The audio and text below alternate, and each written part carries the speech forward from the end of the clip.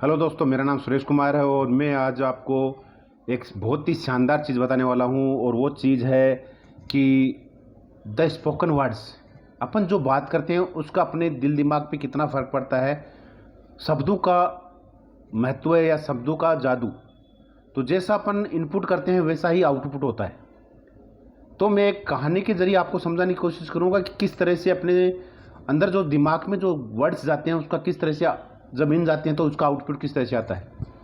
तो लीडर्स, मैं आपको बता रहा हूँ कि एक कहानी के ज़रिए बताऊँगा कि एक राजा था और बहुत ही खुशहाल राजा था। वो 30-35 साल की उम्र थी उनकी, बहुत ही हष्ट-पुष्ट था, हेल्थ अच्छा रहता था उनका। और उसके आजू-बाजू जो भी आजू बाजू के दो दूसरे देश थे वो सब उससे खुश रहते थे और सबसे हिल मिल जुल के रहता था और राज्य में बहुत ही खुशहाली थी। लेकिन एक दिन अचानक ही क्या होता है, जब राज दरबार लगा हुआ रहता है और उसके राजा के जो राजपुरोहित होते हैं वो दौड़े दौड़े आते हैं राजसभा में और बोलते हैं कि राजा साहब आपसे एक बहुत ही महत्वपूर्ण बात करनी है। तो राजा बोलता है बोलिए साहब, राजपुरोहित जी बोलिए बोलिए।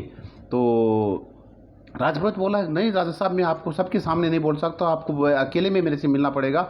और जब राजा बोलता है कि आइए मेरे साथ में आइए, और राजा जब राजपुरोहित के साथ में जाके बोलता है कि बोलिए राजपुरोहित जी क्या बात है। तो राजपुरोहित बोलता है कि राजा साहब, मैंने आपकी आज कुंडली मिलाई है और आपको पूरा गणना की है।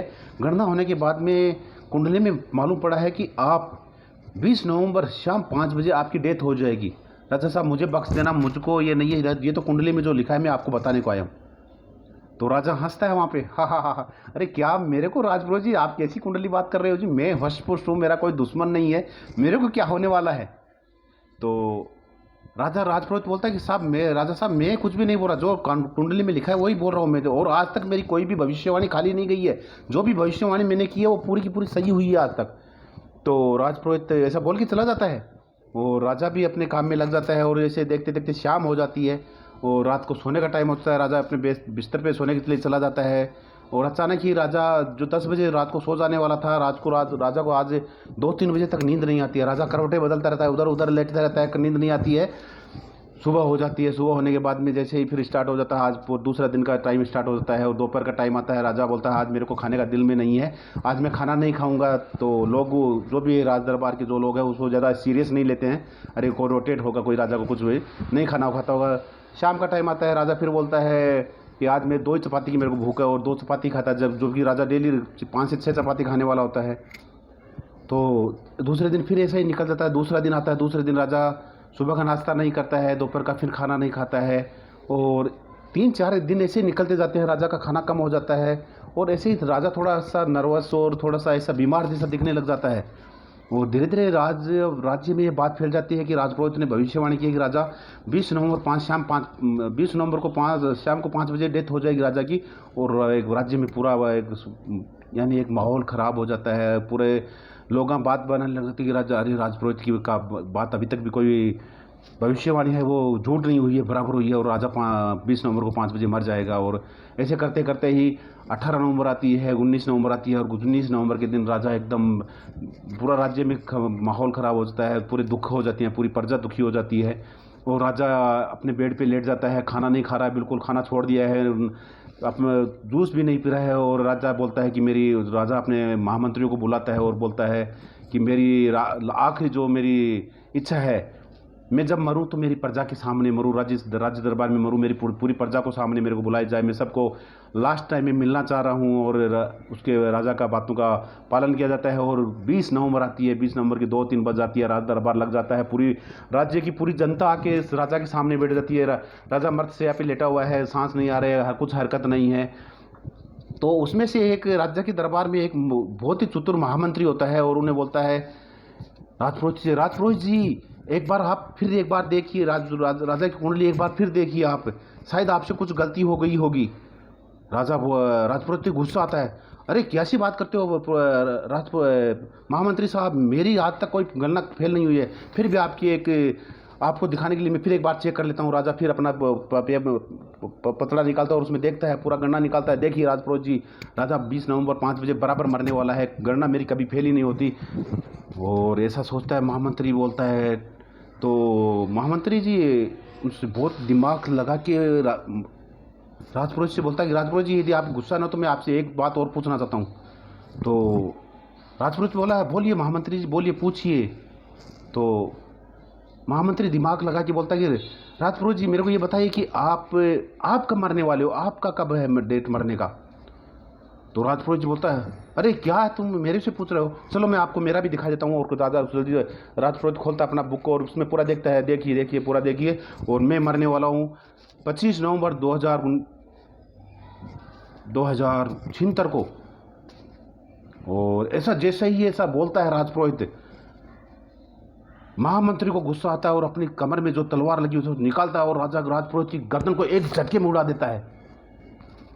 जैसे ही राजपुरोहित की गर्दन धड़ से नीचे गिरती है, जो महामंत्री होता है वो जोर से बोलता है, अरे ये राजपुरोहित का झूठा था, इसकी कोई बात सच्ची नहीं थी। राजपुरोहित बोल रहा था कि मैं 2076 तक जीऊँगा, और देखो इसको 76 सेकंड भी नहीं लगे, मैंने 1 सेकंड में उसका गला है।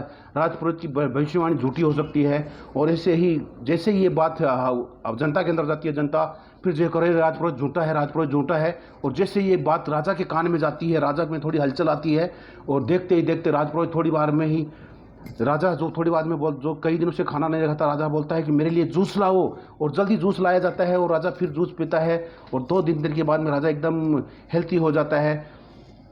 तो यहाँ पे इस कहानी से क्या समझ में आया? इस कहानी से यही समझ में आया है कि जो वर्ड्स अपने इस दिमाग में इनपुट करते हैं वही प्रोसेस होके बाहर निकलते हैं। राजा के दिमाग में एक वहम डाल दिया गया था कि 20 नवंबर को 5 बजे तुम मरने वाले हो, और ये बात उसके इनपुट हो गई थी, और उसका प्रोसेस होके वो धीरे धीरे 20 नवंबर जैसे जैसे नज़दीक आता गया, राजा अपने आप को यानी घबराता गया। तो आज आप और हम क्या कर रहे हैं? आज आप और हम भी अपने पूरे 24 घंटे में हजारों विचार अपने दिमाग में आते हैं, और ज़्यादातर विचार क्या आते हैं? अपन क्या बोलते हैं? आप देखिए सर, अपन क्या बोलते हैं? अरे वो पैसे वाला है। अरे अपन क्या बोल रहे हैं? वो पैसे वाला है, यानी मैं गरीब हूँ। मेरे दिमाग में क्या जा रहा है? अरे वो ताकत वाला है, वो अरे वो ताकतवर है, यानी मैं कमज़ोर हूँ। तो जैसा अपन इनपुट कर रहे हैं अपने दिमाग में, वैसा ही प्रोसेस होके आउट बाहर आ रहा है। तो मैं यहाँ पे यही आपको इस कहानी के जो से बताना चाह रहा हूँ कि आप अपने दिमाग में वही वर्ड्स डालिए, वही बात डालिए, वही आप शब्द डालिए जो आप चाहते हो। आप यदि आप चाहते हो कि आपके पास पैसा रहे, तो आप हमेशा बोलिए कि मेरे पास बहुत पैसा है, मैं पैसे वाला हूँ, मेरे पास किसी चीज़ की कमी नहीं है। आप यदि आप हेल्थी रहना चाहते हो तो बोलिए कि मैं हष्ट पुष्ट हूँ, मेरी हैसियत बहुत अच्छी है, मेरा खाना मेरे शरीर को लग रहा है, मेरी हर एक नर्वस सिस्टम बराबर काम कर रहा है, सब कुछ आप ऐसा ही बोलिए। आप जो चाहते हो वही बोलिए, जो आपको नहीं चाहिए वो मत बोलिए, क्योंकि जो इनपुट करोगे वही बाहर आएगा। यदि अपन एक बीज लगाते हैं, यदि अपन एक सेब का बीज लगाएंगे तो उसके ऊपर सेब ही लगेंगे, और एक करेले का बीज लगाएंगे तो उसके ऊपर करेले ही लगेंगे। तो जैसा अपन डालेंगे वैसा ही बाहर निकल के आएगा। तो लीडर्स, मैं यहाँ पे यही बोलना चाह रहा हूँ कि जो अपने को चाहिए वही बोलिए, जो आपको नहीं चाहिए वो ज़िंदगी में भी मत बोलिए। तो thank you and wish you well. जो आपको चाहिए वही बोलिए। Thank you.